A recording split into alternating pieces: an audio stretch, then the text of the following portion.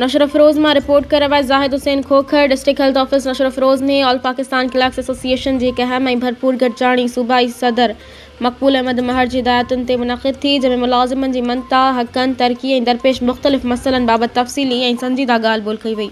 ये गॾिजाणी ज़िले नशर अफरोज़ हेल्थ विंग के सदर मज़हर अली राजपर की सदारत हेठि थी, जंहिंमें नज़र अहमद सियाल, चेयरमैन शाह मोहम्मद शर, रफ़ीक सोलंकी, नियाज़ अहमद अब्बासी समेत केतिरनि ई खातेदार मुलाज़िमनि वॾे अंग में शिरकत कई।